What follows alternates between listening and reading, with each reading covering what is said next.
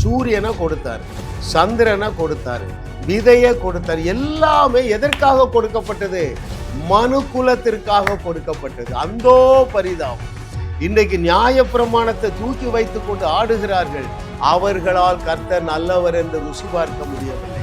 உனக்கு விரோதமாக வந்த சாபங்களை கொண்டு ஒழித்தார். உனக்கு விரோதமாக வந்த வியாதியை கொண்டு ஒழித்தார். உனக்கு விரோதமாக வந்த தரித்திரத்தை கொண்டு ஒழித்தார். உனக்கு விரோதமாக வந்த பாவத்தையும் கொண்டு ஒழித்தது போல உனக்கு விரோதமாக வந்த நியாய பிரமாணங்களையும் கட்டளைகளையும் கொண்டு தகர்த்து ஒழிச்சிட்டார்.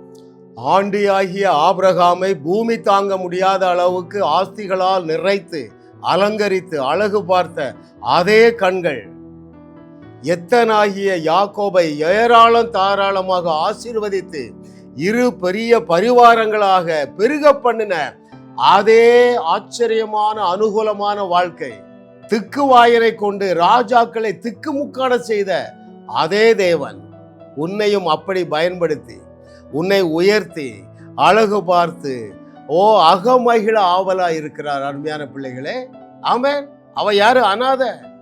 அவ யாரு? அட்ரஸ் இல்ல, அடிமை வேற. அவளை தூக்கி சிங்காசனத்தில் உட்கார வைத்த அதே தேவனுடைய கரம் உனக்காக செயல்பட ஆரம்பிக்கிறது. ஆமென். அவன் யாரு? ஆட்டு இடையன், எல்லாராலும் தள்ளப்பட்டவன். ஆடுகளின் பின்னாக போய் கொண்டிருந்த அவனை தூக்கி அரண்மனைக்கு கொண்டு சென்று சிங்காசனத்தில் உட்கார வைத்து அவனுக்கு கிரவுன் அடிந்து அழகு பார்த்த அதே கண்கள் உன்னையும் அந்த அளவுக்கு உயர்த்தி அழகு பார்க்க ஆசையா இருக்கிறார். அதனாலதான் உன்னை என்னோடு கனெக்ட் பண்ணி இருக்கிறார். இவர்கள் மீனவர்கள் தானே, அன்ஸ்கூல்டு தானே, பள்ளிக்கூடத்துக்கே போகாதவர்கள் தானே. அப்படி ஏளனமாக எண்ணப்பட்ட மீன் பிடித்தவர்களை கொண்டு உலகத்தை உலுக்கின அதே கரம் உன்னை கொண்டு உலகத்தை உலுக்க. It has made you world shaker. You are a world shaker. Amen. கொலை செய்த சம்மதித்தவன் பாவிகளிலேயும் பிரதான பாவி. அவனை கொண்டுதான் இந்த வேத புஸ்தகத்துல, பரிசுத்த வேதாகமத்துல 12 புஸ்தகம் எழுதின தேவன் உன்னோடு பேசி கொண்டிருக்கிறார். இந்த செய்தியை நன்றாக கவனியுங்கள். நீங்கள் இப்பொழுது இருக்கிறதை போல ஒரு ஆர்டினரி வாழ்க்கை வாழ மாட்டீங்க. சூப்பர் நேச்சுரலா 1000 மடங்கு பெருகுவீர்கள் என்று கர்த்தர் சொல்லுகிறார். தேவன் நமக்கு கிருபையாக தந்த 233வது அவருடைய அனந்த ஞானம் நீயா நியாய பிரமாணமா? மிக முக்கியமான கேள்விக்கு ஆவியானவர் நமக்கு கற்றுத்தரப் போகிறார். உங்களோடு சேர்ந்து நானும் இந்த கேள்விக்கு பதிலை ஆவியானவரிடத்திலிருந்து கற்றுக்கொள்ள போகிறேன். கேள்வி என்ன? நீயா நியாய பிரமாணமா? இன்னொரு விதத்தில் சொன்னா, தேவனுடைய பிள்ளையாகிய நீ அவருக்கு முக்கியமா அல்லது உன்னை விட நியாய பிரமாணம் முக்கியமா? ரைட்.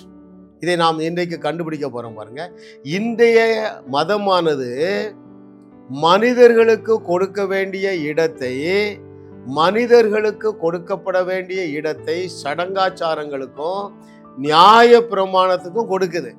ஆனால் தேவன் தன்னுடைய சாயலாக படைத்த மனுஷனுக்காகத்தான் எல்லாவற்றையும் கொடுத்தார். எத்தனை பேர் புரியுதுங்க? நியாய பிரமாணத்தை கொடுத்தார், சரிங்களா?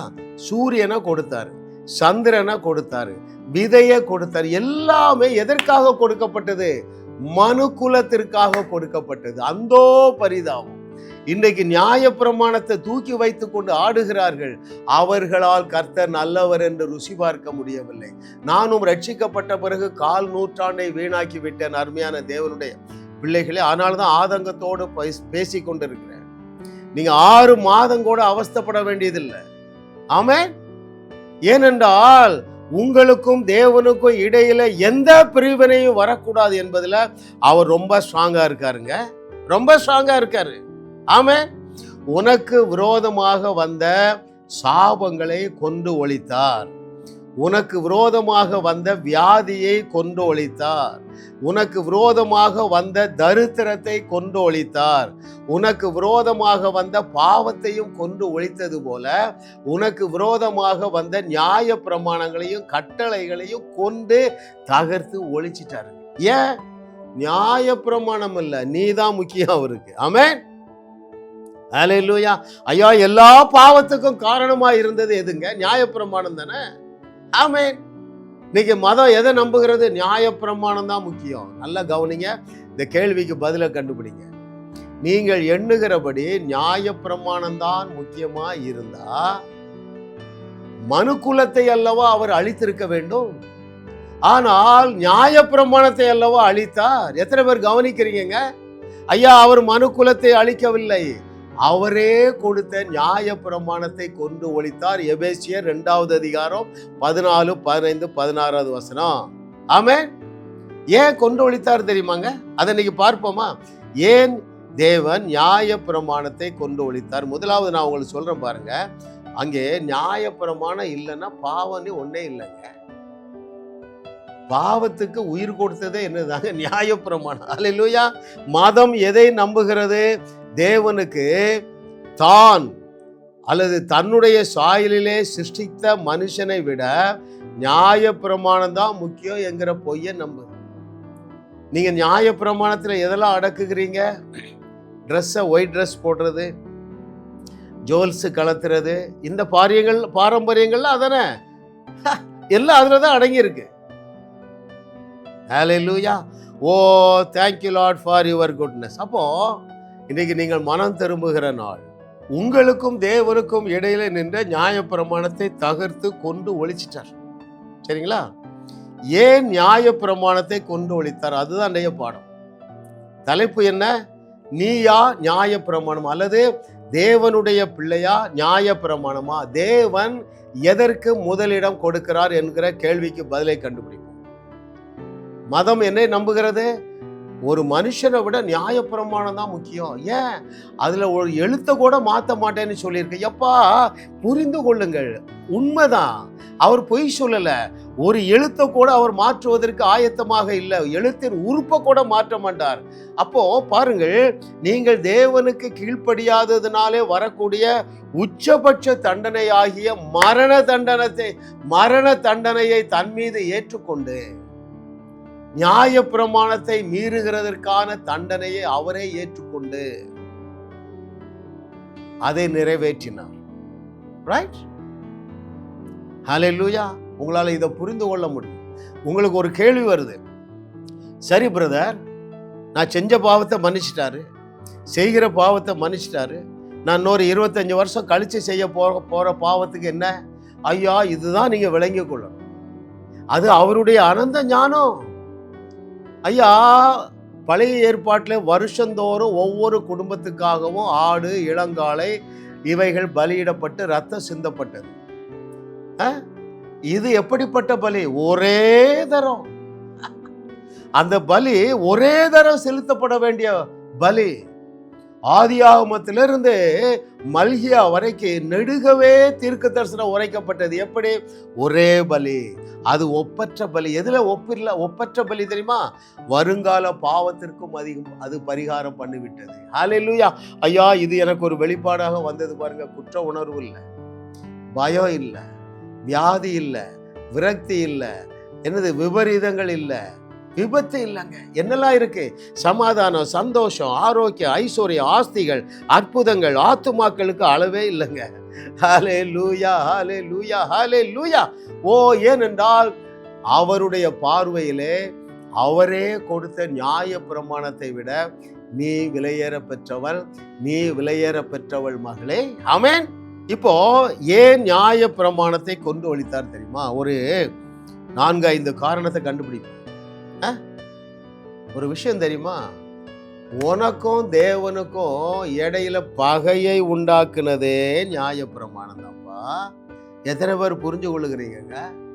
வாசிக்கவா உங்களுக்கு? எபேசியர் 2வது அதிகாரம் 14, 15, 16. The book of Ephesians chapter 2 verses 14, 15 and 16. இந்த நம்பரையாவது ஞாபகம் வைத்துக் கொள்ளுங்க, பிசாசுக்கு இடம் கொடுக்க மாட்டீர்கள். எப்படி எனில், அவரே நம்முடைய சமாதான காரணராகி இருதரத்தாரையும் ஒன்றாக்கி பகையாக நின்ற பிரிவினையாகிய நடுச்சுவரை தகர்த்தார். எது நடுச்சுவர், எது பகை? வாசிக்கிறேன். 15வது வசனம், எபேசியர் 2:15. சட்ட திட்டங்களாகிய நியாய பிரமாணத்தை தம்முடைய மாம்சத்தினாலே ஒழித்து. எது? சட்ட திட்டம், நியாய பிரமாணம். இதாண்டா உனக்கு பிரச்சனை, நான் தூக்கி தகர்த்து போடுறேன்டா. ஐயா, முதலாவது என்ன சொல்லியிருக்கு? அந்த நடுச்சுவரை தகர்த்தார். எது நடுச்சுவராக இருந்து பகையை உண்டாக்கி கொண்டிருந்தது? அவருடைய நியாய பிரமாணம். ஹல்லேலூயா. கடைசியாக பாருங்களேன், பகையை சிலுவையினால் கொண்டு தகர்த்தார், கொண்டார், ஒழித்தார். நீதான் அவருக்கு முக்கியமே தவிர நியாய பிரமாணம் இல்லை. கேட்கிறதற்கு காதுள்ளவர்கள் கேட்க கடவர்கள். அப்போ ஏன் நியாய பிரமாணத்தை தகர்த்து கொண்டு ஒழித்தார் என்றால், அது உங்களுக்கும் உங்கள் தகப்பனாகிய தேவனுக்கும் இடையில சண்டையை மூட்டிட்டு இருந்தது. இரண்டாவதாக ஏன் நியாய பிரமாணத்தை ஒழித்தார் என்றால், எபிரேயர் 7:19 ஒரு தெளிவான பதில் இருக்கிறது பாருங்கள். The book of Hebrew chapter 7 verse 19. நியாய பிரமாணமானது ஒன்றையும் பூரணப்படுத்தவில்லை. கவனிக்கிறீங்களா? எபிரேயர் 10:14 என்ன வாசிக்கிறோம் என்றால், அந்த ஒப்பற்ற ஒரே பலியினாலே நாம் பரிபூரணமாக்கப்பட்டு இருக்கிறோம். அந்த பலி தான் அதை செய்தது. ஏனென்றால் நியாய பிரமாணம் ஒருவரையும் பூரணமாக்க முடியாது. ரைட்? உங்களுக்கு ஒரு பிரகாசம் உள்ள மனக்கண்களை தந்து கொண்டு இருக்கிறார். இந்த செய்தியை 2-3 நேரம் கேளுங்க. குற்ற உணர்வுல இருந்து வெளியே வந்துடுவீங்க. குற்ற உணர்வு தான் உங்களுடைய விசுவாசமாகிய கப்பலை நாசப்படுத்துகிறது. ஆமென். குற்ற உணர்வுல இருந்து வெளியே வந்து உங்களோட மனசாட்சியை காத்துக்கொள்ள புதையல் புஸ்தகம். நான் ஒரு 20 புஸ்தகம் வைத்திருக்கேங்க. 20 புதையல் தாங்க. வாசிக்க உங்களுக்கு விருப்பம் இருந்தா வாசிக்க. ஒன்றும் ரொம்பலாம் காஸ்ட்லி கிடையாது. இது என்ன ஒரு 250 ரூபாங்க. மனசாட்சி. இந்த மனசாட்சியை நான் காத்துக்கொள்ளுகிற கலையை கற்றுக்கொண்டேன். ஏன் தெரியுமா? நியாய பிரமாணம் சட்டம்னு ஒண்ணுமே கிடையாது. ஹல்லேலூயா. ஓ, thank you Lord for your good. ஏன் அதை கொண்டு ஒழித்தாரு? ஒருவரையும் அது என்ன செய்யல? பூரணப்படுத்தவில்லை. ஆனால் இந்த ஒப்பற்ற ஒரே பலியானது நம்மை பரிபூரணப்படுத்தி விட்டது என்று எபிரேயர் நிருப ஆக்கியோன் எபிரேயர் 10:14 எழுதுறாரு. பவுல் கொலோசையர் 2:10 எழுதுறாரு, நாம் பரிபூரணமாக்கப்பட்டு இருக்கிறோம். because of that cross, because of that unique sacrifice. Hallelujah. Oh, thank you Lord for your goodness. அடுத்து, ஏன் அவரே கொடுத்த நியாய பிரமாணத்தை தகர்த்து கொண்டு ஒழித்தார் என்றால், நியாய பிரமாணம் இல்லாமலே தேவ நீதி வெளிப்படுத்தப்பட்டு இருக்கிறது. வாசிக்கவா உங்களுக்கு? அங்கே ரோமர் 3வது அதிகாரம் 21வது வசனம்.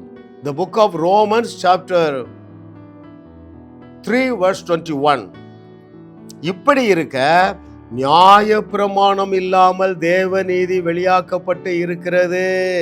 அதை குறித்து நியாய பிரமாணமும் தீர்க்க தரிசனங்களும் சாட்சியிடுகிறது. ஐயா, கவனிக்கிறீங்களா? உங்களுக்கு என்ன வேணுங்க? தேவ நீதி வேணும். அது எப்படி வெளிப்படுத்தப்பட்டிருக்கிறது? நியாய பிரமாணம் இல்லாமலே வெளிப்படுத்தப்பட்டிருக்கிறது. எப்படி? Just by faith. ரோமர் 5:1 எழுதுறாரு பவுல், விசுவாசத்தினாலே நீங்கள் நீதிமான்கள் ஆக்கப்பட்டு இருக்கிறீர்கள். 8:30 ரோமர் 8:30 அவர் எழுதுகிறாரு, எவர்களை அழைத்தாரோ அவர்கள் நீதிமான்களாயும் ஆக்கப்பட்டு இருக்கிறார்கள். ஹல்லேலூயா. ஐயா, 2 நீதி இருக்கு. மதம் சொல்லிக் கொடுப்பது சுய நீதி அல்லது மனித நீதி.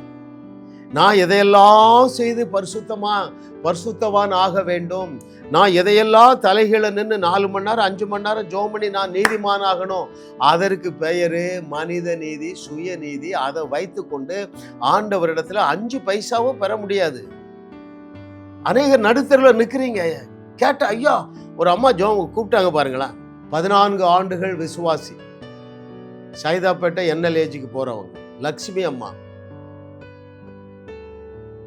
நான் செய்தி எப்படியோ ஒரு செய்தி கேட்டிருக்காங்க, கொஞ்சம் மண்டையில் ஃப்ளாஷ் அடிக்க ஆரம்பிச்சிருக்கு.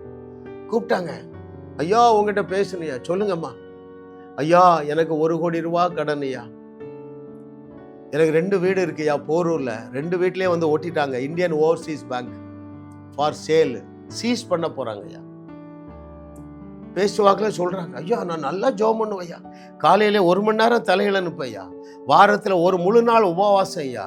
வருஷத்துல இப்படி அவங்க அடிக்கிட்டே போறாங்க. இதுக்கு ரோமர்ல என்ன பேரு? மனித நீதி. ரோமர் 10வது வாஸ்து காட்டுறவங்களுக்கு அடிக்கிட்டே போறாங்க. பிரச்சனையை ஊட சொல்றாங்க. வேற என்னமா பிரச்சனை? என் பையன், ஒரு பையன் போன வருஷம் ஆக்சிடென்ட்ல இறந்துட்டான். இன்னொரு பையன் இருக்கான், அவனுக்கு 45 வயசு, கல்யாணம் ஆகல. இடையிடைய ஐயா நான் நல்லா ஸ்தோத்திர பலி செலுத்துவையா. காலையில 100 பலி ஸ்தோத்திரம் செலுத்துவையா. ஏம்மா என்ன விளைச்சலை பார்த்தீங்க, என்ன அறுவடை செய்கிறீங்க? என் மகளுக்கு கல்யாணம் ஆகி 6 வருஷம் ஆச்சு, குழந்தை இல்லை. மூத்த மகள் கல்யாணம் ஆகி 15 வருஷம் ஆச்சு, 11 வருஷமா என் மருமகனை காணல. இப்படிப்பட்ட சிக்கல்ல நீங்க இருக்கிறீங்களா? இன்று காணுகிற இந்த சிக்கலையும் நீங்கள் காணக்கூடாது. இதற்காகவே தேவன் உங்களை கரம் பிடித்து இருக்கிறார். அருமையான தேவர்களே, ஆமென். பாருங்க, நியாய பிரமாணம் இல்லாமல் தேவ நீதி வெளிப்படுத்தப்பட்டு இருக்கிறது என்று அதே ரோமர் 3:28 திரும்ப சொல்றார் பாருங்க. ஆதலால் மனுஷன் நியாய பிரமாணத்தின் கிரியைகள் இல்லாமல் விசுவாசத்தினாலே ஏன் நீதிமானாக்கப்படுகிறான் என்று நான் ஜட்ஜ்மெண்ட் கொடுக்கங்கிறாருங்க. ஐயா விசுவாசத்தினாலே நீதிமான் ஆகிறான்னு சொல்லல, விசுவாசத்தினால் மாத்திரம்தான் ஒருத்தர் நீதிமான் ஆக முடியும். நீங்கள் விசுவாசத்தினாலே ரட்சிக்கப்பட்ட பொழுது அப்பொழுதே நீங்கள் நீதிமான்கள் ஆக்கப்பட்டு இருக்கிறீர்கள். பிசாசுடைய தந்திரம் என்ன தெரியுமா? நடந்து முடிந்ததை நடக்கலன்னு நம்ப வச்சிடணும். யார் மூலமாக? பிசாசின் ஏஜென்ட்டுகள் மூலமாக. நீ சரியில்லை, ஆண்டவர் உன் மேல கோபமா இருக்காரு, உன் ஜபம் போதாது, ஜபத்தை கூட்டு, அதை கூட்டு, இதை கூட்டு, அத்தனை பேரும் ஏஜென்ட்டுகள். கண்டுபிடிக்கிறவர்கள் நீங்க தப்பித்துக் கொள்ளுவீர்கள். ஒரு சகோதரன் அழைக்கிறா, பிரதர் இப்பதான் பிரதர் உங்க செய்தியை கேட்டேன், நான் ரட்சிக்கப்பட்டு இப்படி ஒரு சபைக்கு போனேன், ஈரோடு. எல்லாத்தையும் இழந்துட்டேன். கர்த்தரை தெய்வமாக கொண்ட நீங்கள் பாக்கியவான்கள். ஏனென்றால் சரியான சத்தியத்தை ஆவியானவர் உங்களோடு பேசி கொண்டிருக்கிறார், பகிர்ந்து கொண்டிருக்கிறார். ஹல்லேலூயா. அப்போ ஏன் நியாய பிரமாணத்தை தகர்த்து கொண்டு ஒழித்தார் என்றால் உங்களுக்கும் அவருக்கும் ஒரு பகையை உண்டாக்கிட்டு. 2வது, அது ஒருவரையும் பூரணப்படுத்தவில்லை. 3வது, அந்த நியாய பிரமாணம் இல்லாமலே தேவ நீதி வெளியாக்கப்பட்டிருக்கிறது. 4வதாக, எதற்காக நியாய பிரமாணத்தை தகர்த்து கொண்டு ஒழித்தார் தெரியுமா? நியாய பிரமாணம் தான் பாவத்துக்கு உயிர் கொடுத்தது. வாசிக்கவாத உங்களுக்கு, நியாய பிரமாணம் இல்லைன்னா பாவமே இல்லப்பா. எத்தனை பேர் புரியுதுங்க? அதை வாசிக்கிறேன். ரோமர் 4வது அதிகாரம் 15வது வசனம். The book of Romans chapter 4 verse 15. மேலும் நியாய பிரமாணம் கோபாக்கினையை உண்டாக்குகிறது, நியாய பிரமாணம் இல்லாவிட்டால் மீறுதலும் இல்லை. அல்லேலூயா. இதை விட பச்சையா பவுலால எழுத முடியுமாங்க? அல்லேலூயா, அல்லேலூயா. கர்த்தரை தெய்வமாக கொண்ட நாம் பாக்கியவான்கள்.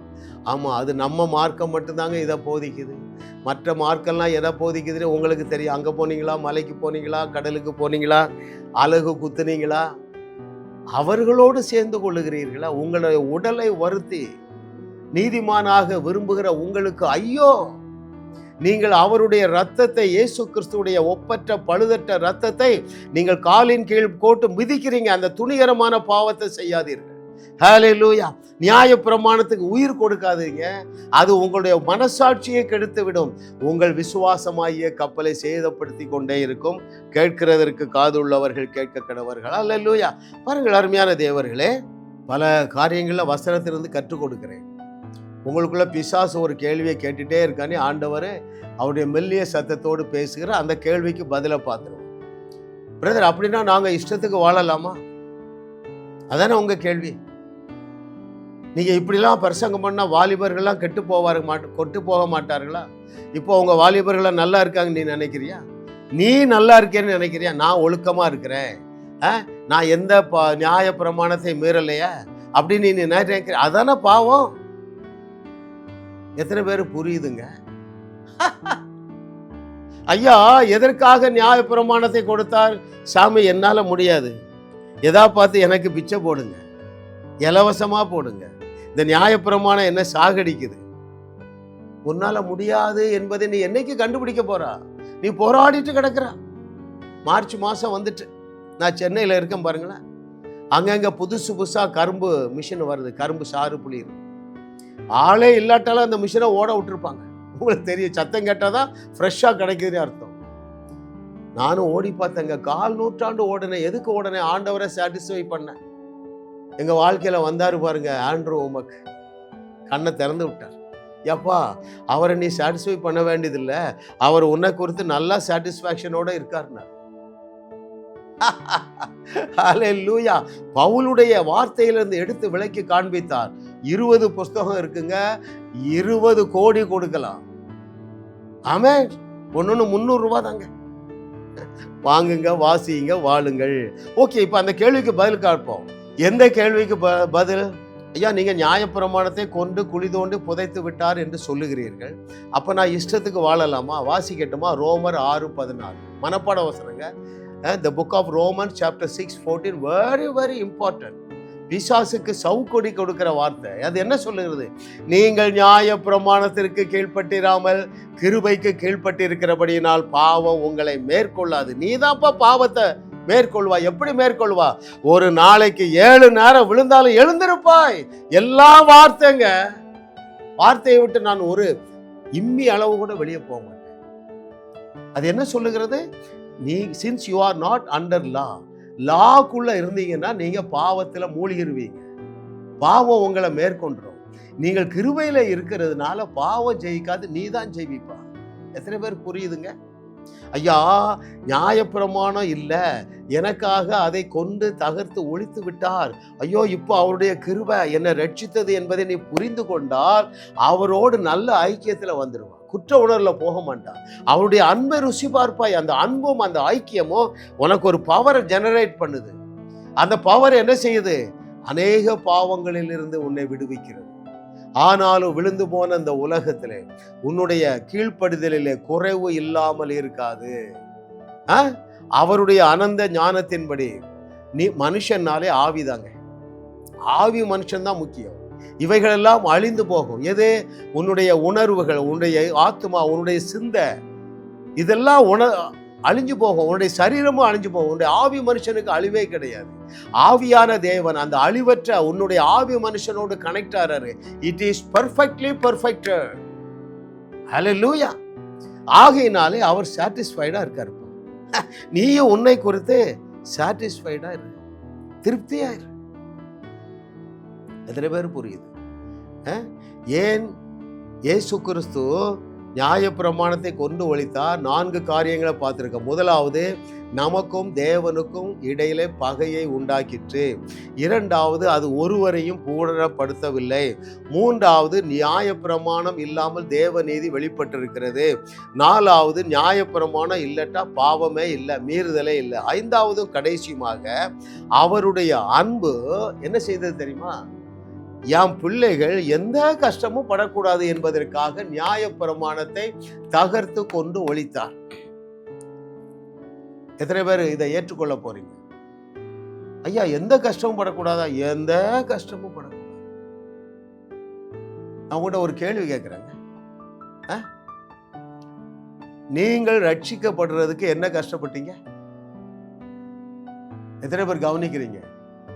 எனக்கு பிரியமான தேவர்களே, நீங்கள் ரட்சிக்கப்படுவதற்கு, உங்களுடைய பாவங்கள் உங்களை விட்டு நீங்குவதற்கு நீங்க யாருமே கஷ்டப்படலைங்க. அதை போல ஹல்லேலூயா, நீங்கள் தேவனை பிரியப்படுத்த எந்த கஷ்டமும் படக்கூடாது என்பது தேவனுடைய சித்தம். எதற்காக சிலுவையில் கஷ்டப்பட்டார்? இந்த ஒரு கேள்விக்கு பதில் கண்டுபிடிப்போமா? 2 காரணங்களுக்காக அவர் சிலுவையிலே கஷ்டப்படவில்லை. என்னுடைய பிள்ளைகள் வாழ்க்கையில ஒரு காரியத்திலும் கஷ்டப்படக்கூடாது என்கிற ஒரே ஒரே ஒரே ஒரே காரணத்துக்காக தாங்க சிலுவையில கஷ்டப்பட்டாரு. நியாயப்பிரமாணத்துக்கு ஒருவரும் கீழ்ப்படிய முடியாதுங்க. அது அவருக்கே தெரியும். எனக்கு ஒரு ரட்சகர் தேவை என்று நீ கண்டுபிடிக்கதான் அதை கொடுத்தார். அது பேர் உபாத்திரியலின் டியூட்டர். என்னால முடியாது சாமி, எனக்கு ஏதாவது செய்யுங்க, கிருபை தாங்க. ஐயா, அதற்காக தான் நியாயப்பிரமாணத்தை கொடுத்தார். ஹல்லேலூயா. திரும்ப நான் சொல்றேங்க, நீங்கள் எந்த கஷ்டமும் படக்கூடாது என்பதற்காகவே அவர் நியாயப்பிரமாணத்திற்குரிய தண்டனைகளை, நியாயப்பிரமாணத்தை மீறுகிறதுனால் வரக்கூடிய பாவத்தை ஏற்றுக்கொண்டு நமது நிமித்தமாக பாவமானார். 2 கொரிந்தியர் 5:21. ஆமென்.